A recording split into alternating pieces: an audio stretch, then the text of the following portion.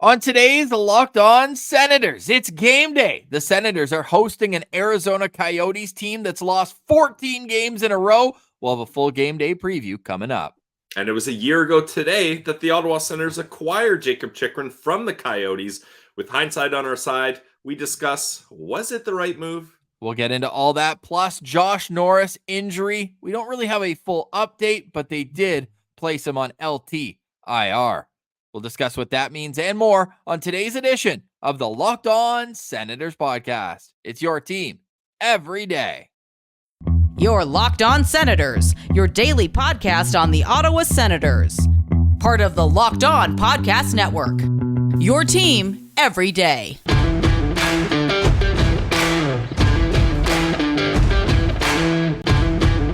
I'm Jake Sanderson, and you're listening to Locked On Senators podcast. I'm Tim Stützle, and you're listening to the Locked On Senators podcast.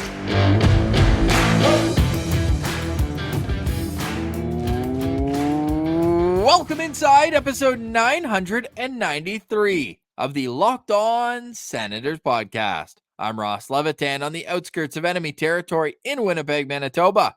Alongside Brandon Piller up in the Blue Mountains, today's episode is brought to you by FanDuel. Make every moment more. Right now, new customers get $150 in bonus bets with any winning $5 bet. That's $150 if your bet wins. Visit FanDuel.com/lockedon to get started today. A reminder, you can also follow the show on social media. We're at Sens Central on Twitter, LockedOn.Senators on Instagram. The show is free and available on all podcast platforms, including on YouTube, where we say hello and let you know that a like, comment, and subscription go a long way to helping the show grow. Smash that notification bell because tonight and tomorrow, the POSTCAST goes live following each and every Ottawa Senators game live on YouTube.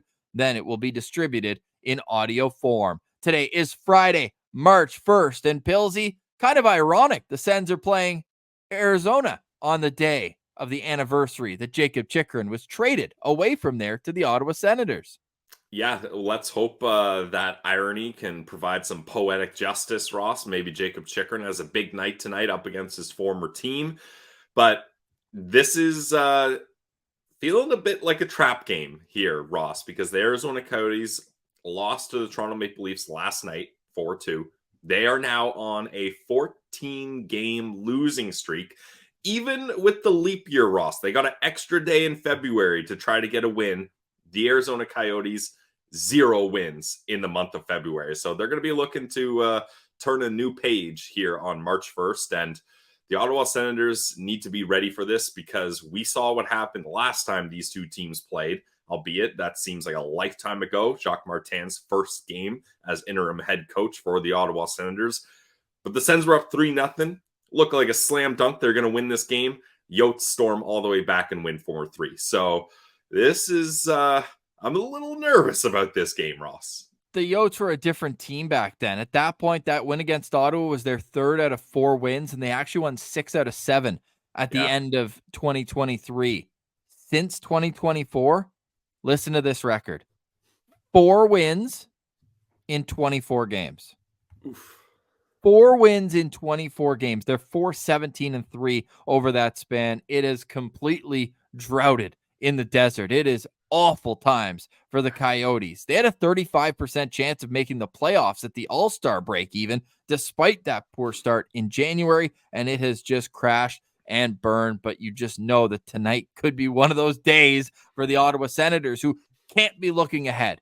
Because after tonight's game against the Coyotes, they play in Philadelphia tomorrow and then immediately make the trip west to California. So it's one of those pack-heavy trips, too, with the trade deadline exactly 1 week away from today. A reminder as well that we will have all your trade deadline coverage right here on Locked On Senators, bonus videos when trades go down, and a live stream at 3 o'clock right when the deadline hits on Friday. So we're excited for the next week. There will be lots of rumors, and Pilsy, not for the right reasons, and we will get to a full game day preview later on in the show, but not for the right reasons. Ottawa's going to have some money to play around with at the trade deadline because Josh Norris has been placed on long-term injured reserve, which means he's out at least 30 days, at least 10 games, whichever's longer of those two. And I'm just going to go out and say it. It's pure speculation, Ross Levitan, not a doctor either, he's not playing again this year. Yeah, I mean, I doubt it. What's the point? Yeah. Clearly, there's something not right with his upper body / shoulder. Yeah, and I mean, at this point, we don't have a lot of information, so who knows whether this is something that's going to require surgery, whether it's something that is just going to be rehabbed. We saw the last time this happened, Josh Norris kind of played around with, okay, I'm going to try to just do rehab, come back, and make a push there. We all know how that went. It didn't work out for him. Sure, he got back sooner, but he also got injured very shortly after and then required the eventual surgery. So we'll keep you updated as much as we get information here. And what's brutal about that too is I've got to stop adding to my stat line that I've been keeping about what the Sens record when all of Stützle, Norris, and Pinto play together. It was so much fun. They were 9-5-2 this year, 25-13-3 all time when those three centermen are playing. But now they're going to have to pivot once again because Josh Norris is out for the long haul. But now Ottawa can get in on the trade market in a different capacity than they could before. I wouldn't even mind, and it would have never happened in the Eugene Melnyk era, but I wouldn't have even minded or wouldn't going forward if Ottawa plays broker like we've seen Carolina do and New Jersey do. Yep. The Sens need as many assets as they can right now moving forward. I think that whatever Steve Staios can do to acquire a number of assets, he should look to do that. And Ottawa doesn't necessarily have too many trade pieces. We'll get into one exactly a year after he was acquired. Is Jakob Chychrun one of those pieces that the Senators can dangle? We've seen kind of the market set, at least for right shot defensemen who are pending UFAs. Well, how about defensemen who have a year left on their deal? And I know there's two sides of that coin too, but like I like, do you feel that way as well, where it's like just get as many assets as you can going into the deadline? Yeah, I do feel that way, Ross. Try to get as many assets as you can. Set yourself up for an off season where you can make a big splash and move on from there, because this team is nowhere near being able to make a push here. So there's no sense trying to add players for this year, or honestly, even adding players for the future, because you're paying deadline prices. That's just it. So if I'm the Ottawa Senators and Steve Staios, I would recommend everybody go listen to his segment on the Got Your Back podcast with Pierre LeBrun. Every time, like, I think I had just said, like, he needs to make a move or else, like, come on, like, let's go. But then I hear him speak and just kind of the poise and professionalism that he has. And it's like, no, he'll be fine. So it's just kind of the fan in me where it's like, these guys, he's been on the job for 6 months. Let's get a move going here.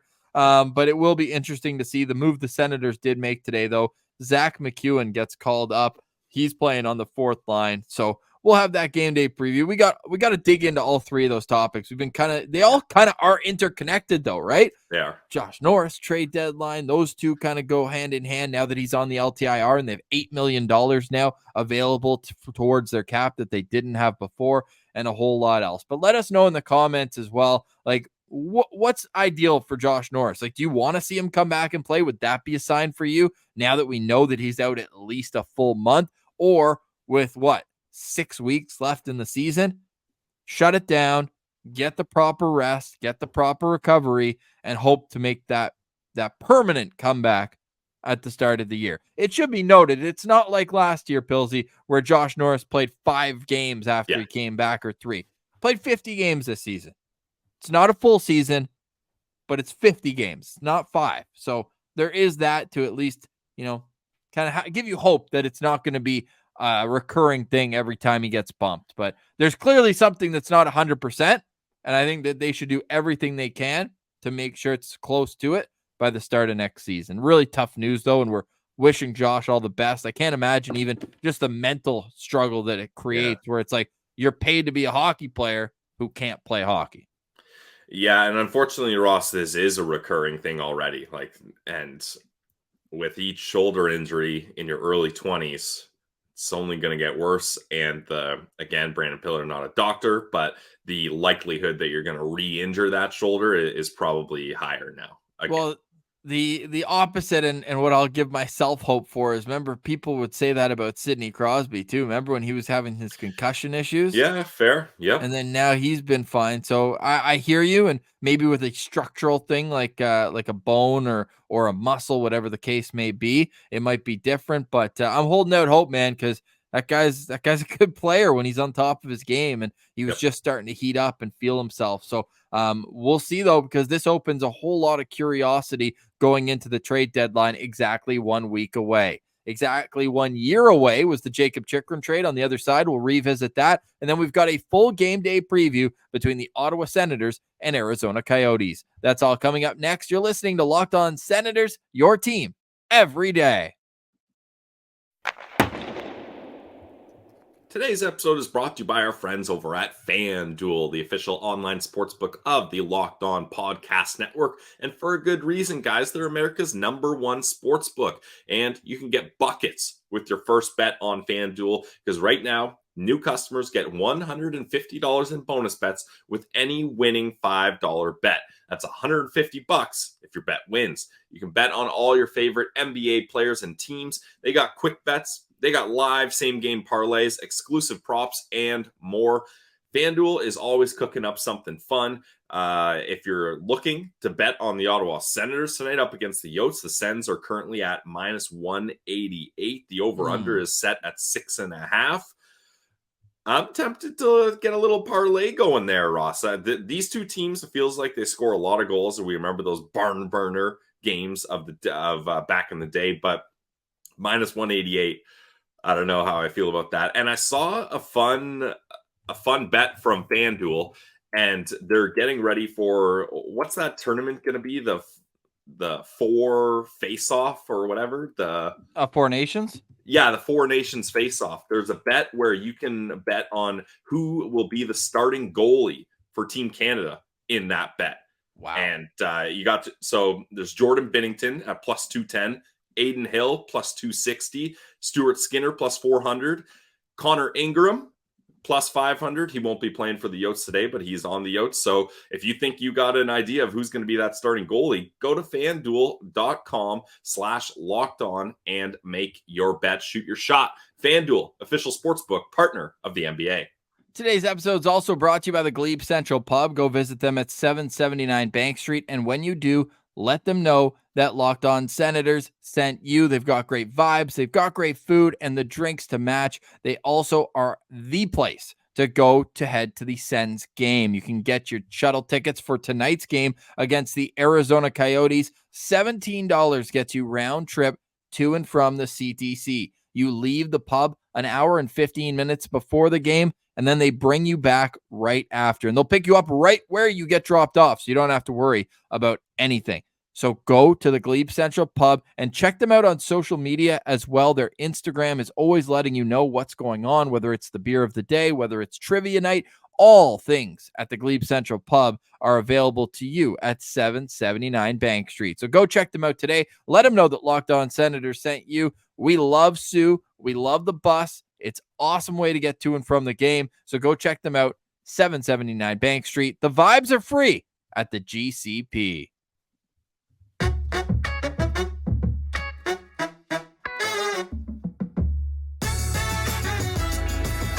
All right, Pillsy.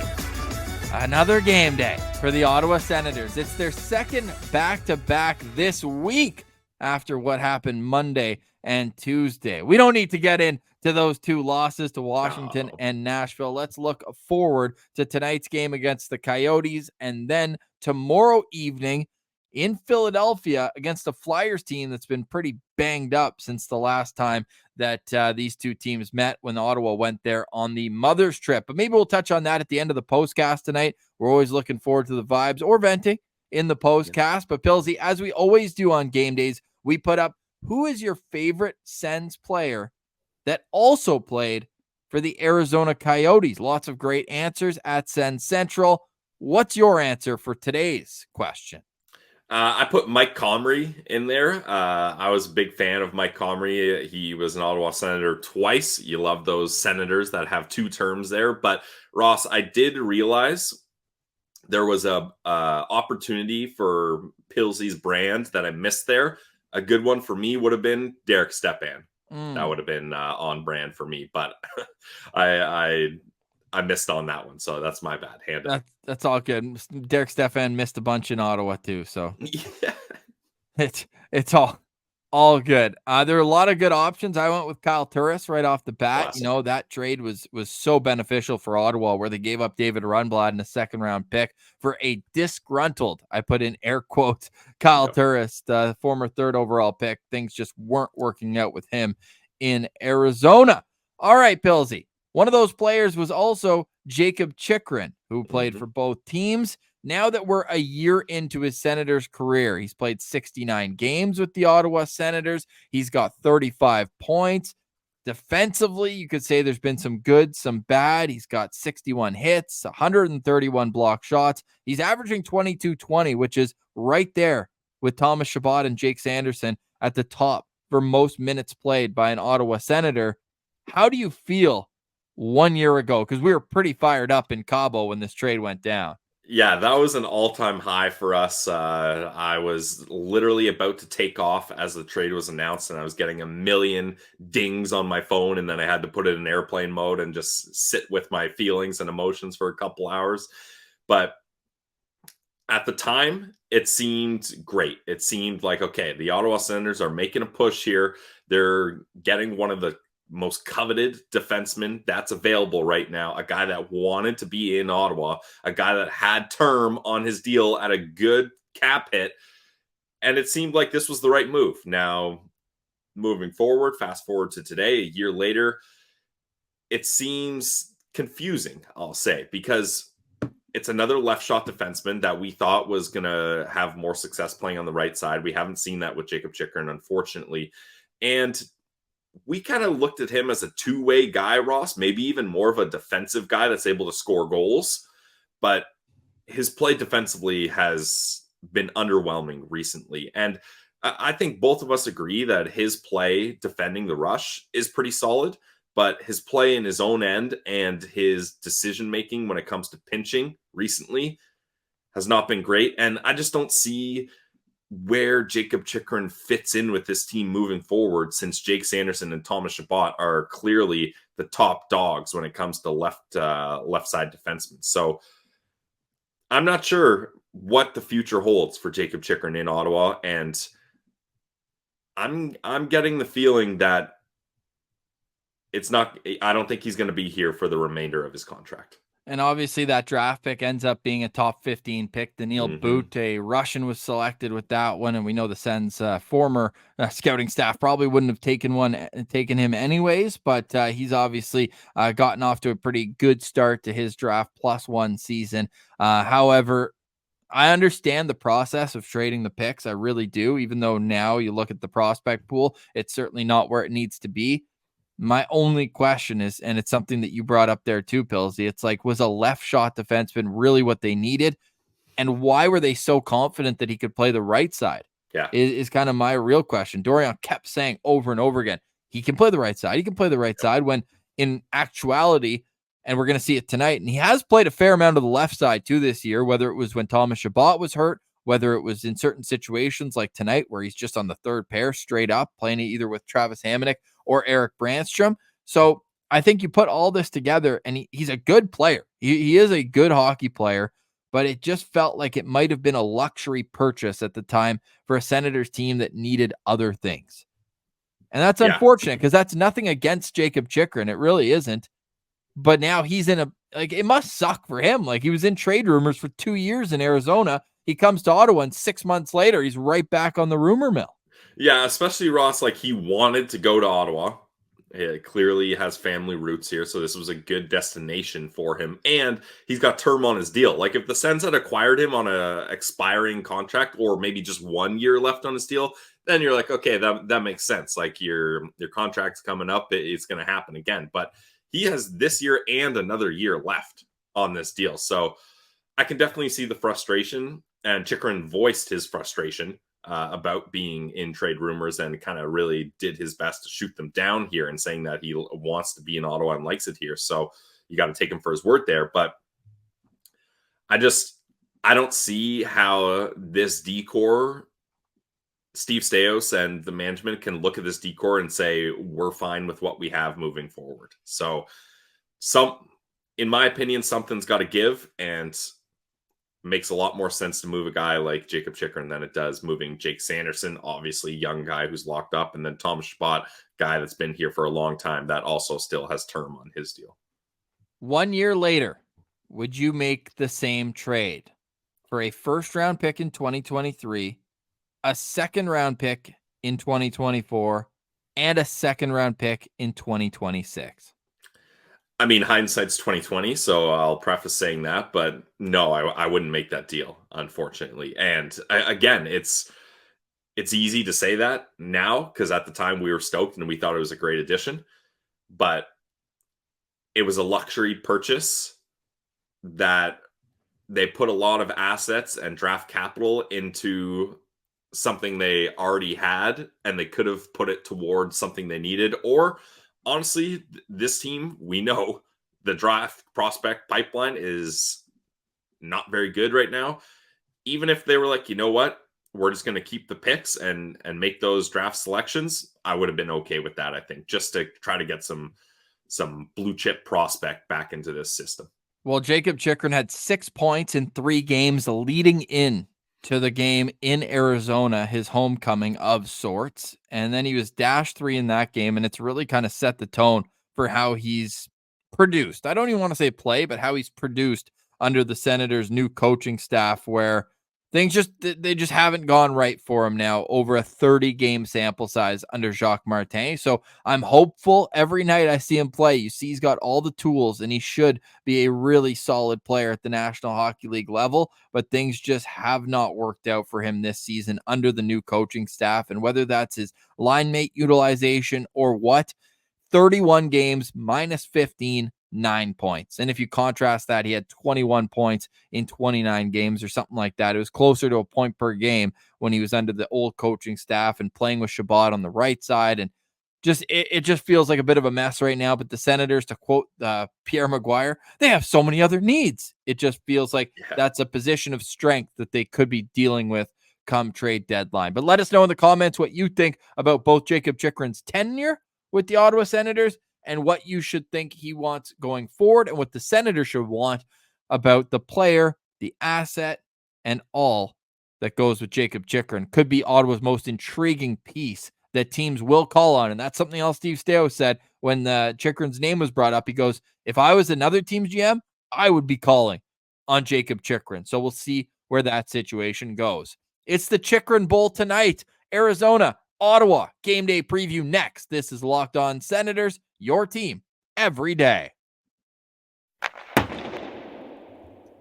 Today's episode is brought to you by our friends over at Game Time. Guys, Game Time is the official ticketing app of the Locked On Podcast Network, and we love Game Time because it takes all the stress, all the worry out of buying tickets to your next big event.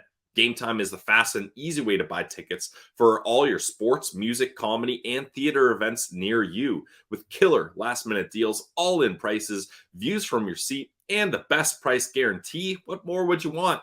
Game Time takes the guesswork out of buying tickets. You can see the view before you buy, so you know what to expect. All-in prices show your total up front, so you're not thinking you're getting a great deal, and then by the time you get to checkout, the price is doubled, and you're like, what's going on with this? And time is money these days, so buy tickets in seconds with 2 taps. Boom, 2 taps, you got your tickets. And Game Time has deals on tickets right up to the day of the event, so you don't have to plan in advance. If you feel like going that day, check out Game Time, and you might get a great deal. And the Game Time guarantee means you always get the best price. If you find tickets in the same section in a row for less, Game Time's going to go ahead and credit you 110% of the difference. So take the guesswork out of buying tickets with Game Time. Download the Game Time app, create an account, and use code LOCKEDON for $20 off your first purchase. Terms apply. Again, create an account and redeem code LOCKEDON, LOCKEDON, for $20 off. Download Game Time today. Last minute tickets, lowest prices guaranteed. Today's episode is also brought to you by our good friends over at Farm to Fork. Farm to Fork delivery .ca. That's where you can find all the premium meat and seafood that your heart desires. They've got all sorts of great bundles on their website as well. When you go to farmtoforkdelivery.ca, you can find all the specials under the top tab. You can get those prime rib burgers. How about 6-ounce burgers, 10 of them for only $39. You can get bacon wrapped chicken breast. And what I love as well is all the grass-fed steak options at Farm to Fork. You can go check out their strip loin special. It's already huge discounts at Farm to Fork for premium meat and seafood. And because you're a listener of Locked On Senators, you can also get an extra 10% off by using our promo code LOSP10. That's LOSP10 for 10% off your first purchase. Now, what makes them so great when it comes to the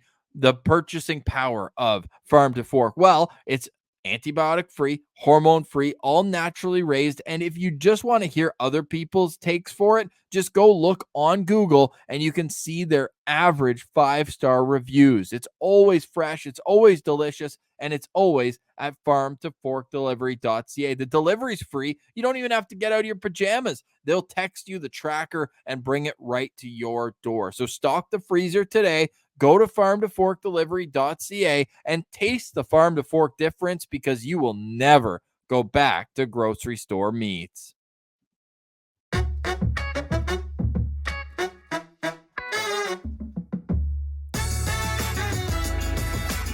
All right, Pillsy, it's game day for the Ottawa Senators taking on the Arizona Coyotes. It is a 7 o'clock puck drop in our nation's capital, and it's a Friday night game, a rare Friday night home game for the Ottawa Senators. So looking forward to this one. And I've decided, Pillsy, this is win-win either way. Okay, let's hear it. Let's hear the spin zone. If they lose this game, I'm officially back on the Tankathon spinner. Okay. These two teams they're right next to each other right now. And I mean, it's kind of sad to say that when one of them's lost 14 straight games. Yep. The other still above 500 in their last 10, Ottawa 5-4-1. But like, other than finishing ahead of Montreal, and I forget who wrote it to us, but they tweeted us at Sens Central that we want Montreal to draft one spot ahead. I'm all in on that. Love that. All in on that. But Arizona, like, it just feels like a wasted pick anyways.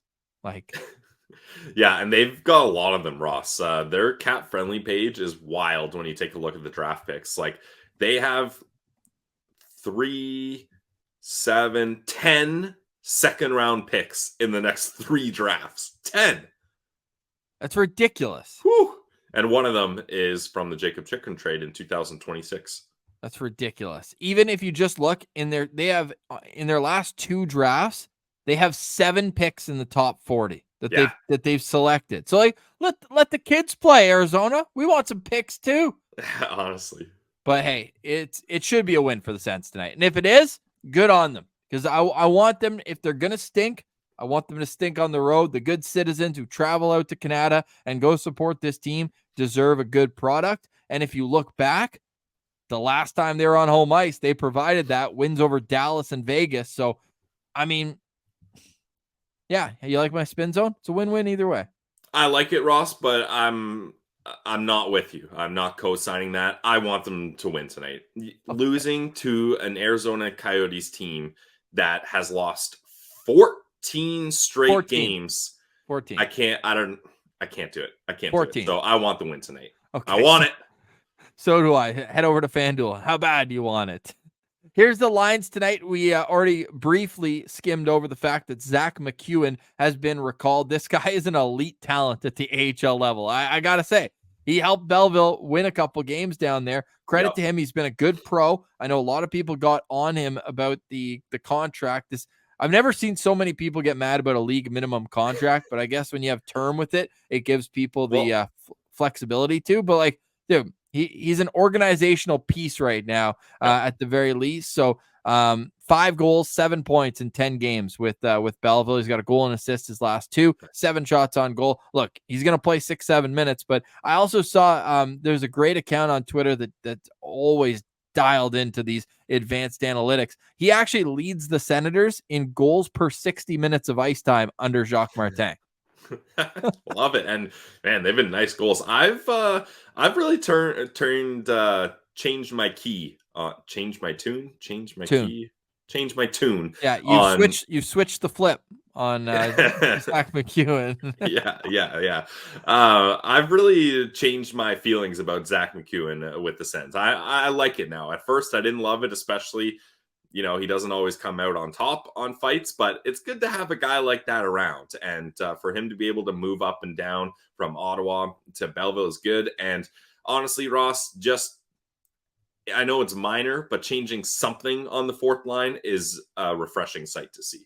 Yep, I agree with that. And we'll go through the lines right now. They're playing an Arizona Coyotes team. We've talked about their recent record. They're 23, 31, and 5 on the season.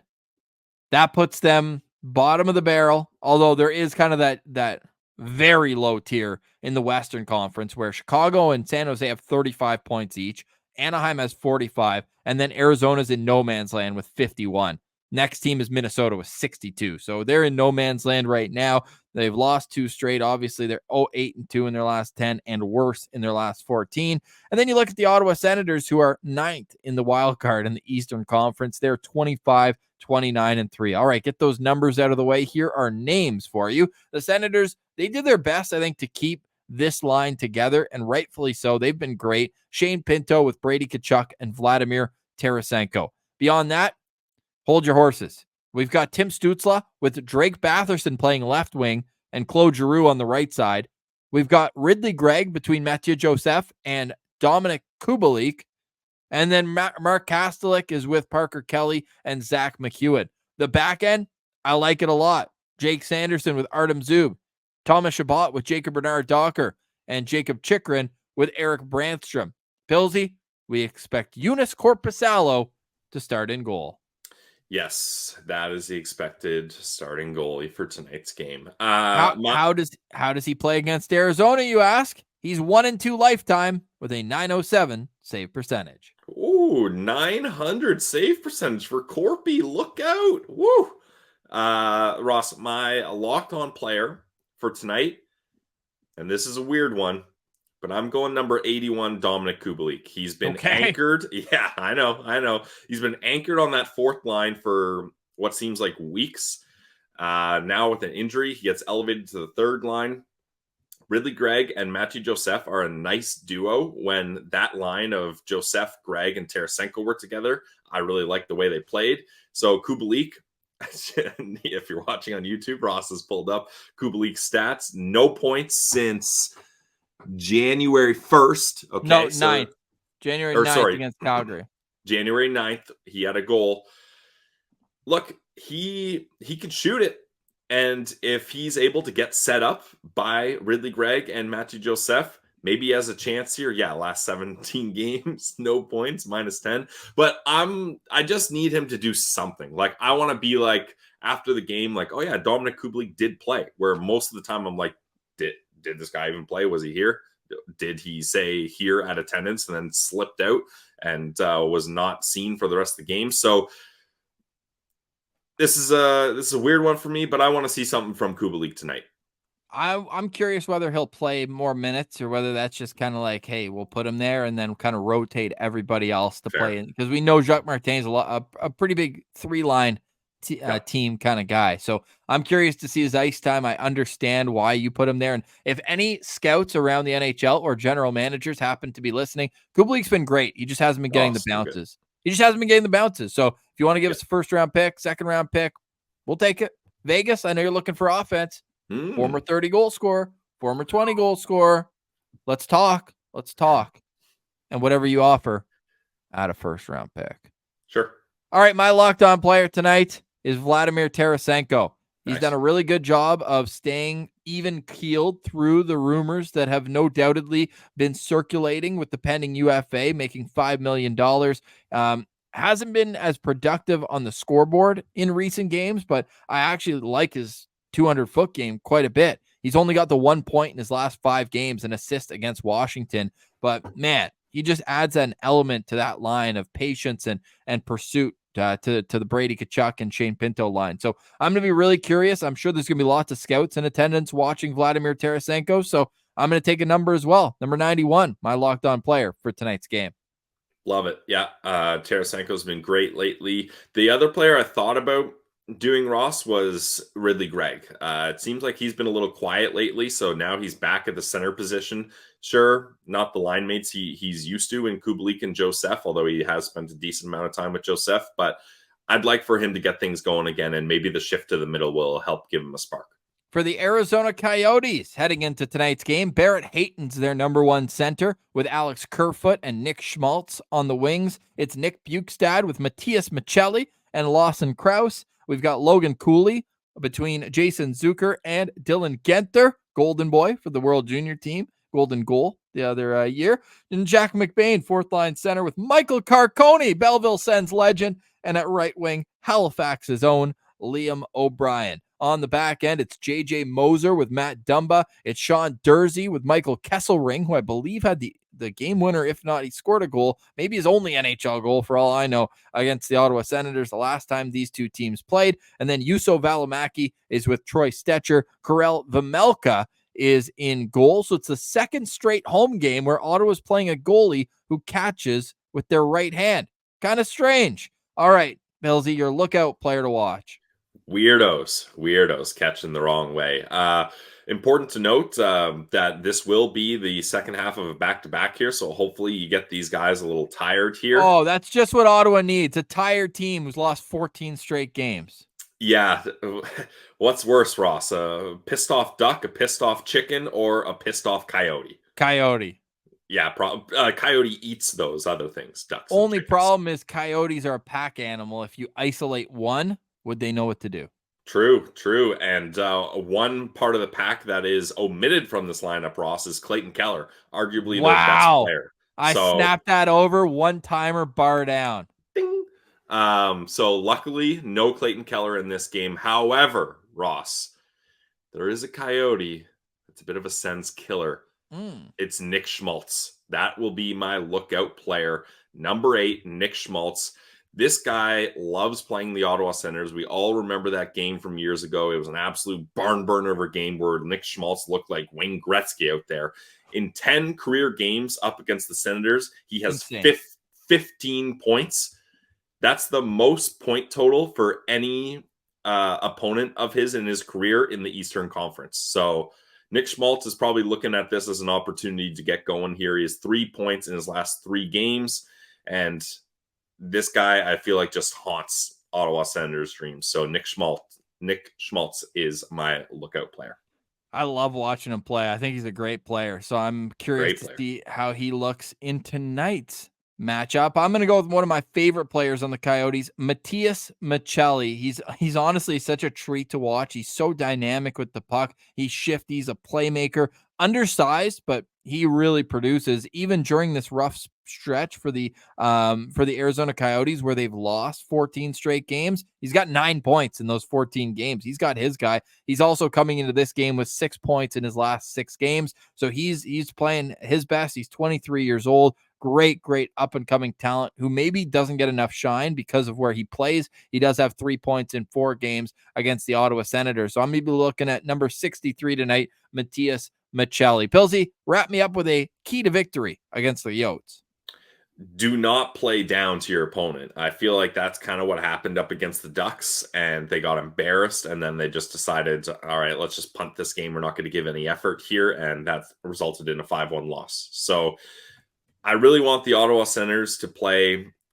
I feel like, Ross, this is the type of game where if they just played a structured game and capitalize on chances that they get, I feel like I've said this a million times the last week, but this is a beatable roster in the Arizona Coyotes. And it's so easy for other fan bases to poke fun at the Ottawa Senators. Like it's beyond easy to dunk on the Sens.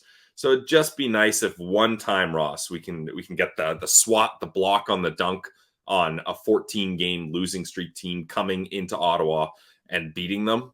I don't want the Ottawa Senators to be the butt of the joke here. So let's just get a win for our sanity's sake, please. I appreciate that, Pillsy, and I'll let everyone know that you can either watch us go insane or vibe after tonight's game. You can subscribe on YouTube and check us out after the game on the postcast. We'll also have the postcast tomorrow, a Saturday postcast. Always a great vibe for those shows. We appreciate everybody who tunes in, day out. We are inching closer to 1,000 episodes. We've got boots on the ground plans coming up, all sorts of great things coming here at Locked On Senators. But for today, we say goodbye. Thanks so much for listening. Hope everyone has a great Friday. We'll chat in the postcast. For Brandon Piller, I'm Ross Levitan. This has been the Locked On Senators podcast, your team every day.